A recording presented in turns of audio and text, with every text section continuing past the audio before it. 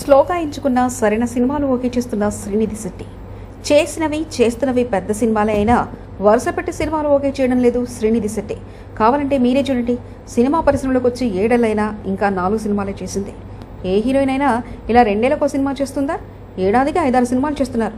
అలాంటిది ఈ రోజుల్లో ఇన్ని తక్కువ సినిమాలంటే ఎంత సెలెక్టివ్గా సినిమాలు చేస్తుందనేది అర్థం చేసుకోవచ్చు.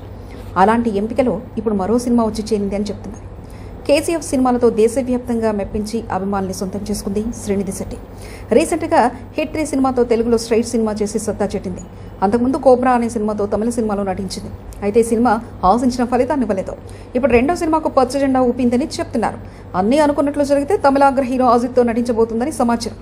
తనకు గుడ్ బ్యాడ్ అగ్లీ లాంటి హిట్ బొమ్మ ఇచ్చిన ఆతిక్ రవిచంద్రన్తో అజిత్ మరోసారి కలిసి పనిచేయబోతున్న విషయం తెలిసిందే.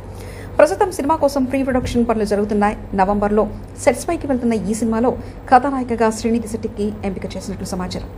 అజిత్ శైలికి తగ్గట్టుగా ఓ భారీ యాక్షన్ ఎంటర్టైనర్గా ఈ సినిమాను సిద్ధం చేయనున్నారు. అలాగే హీరోయిన్ పాత్రకు కూడా వెయిట్ ఎక్కువగానే ఉంటుందని చెప్తున్నారు. అందుకే అజిత్ సినిమాకు శ్రీనిధి ఓకే చెప్పింది అని అంటున్నారు.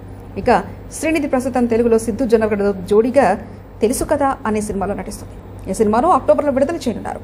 10వ నెల 17వ తేదీన సినిమాను తీసుకొస్తామని ఇటీవల ఓ వీడియో రిలీజ్ చేశారు.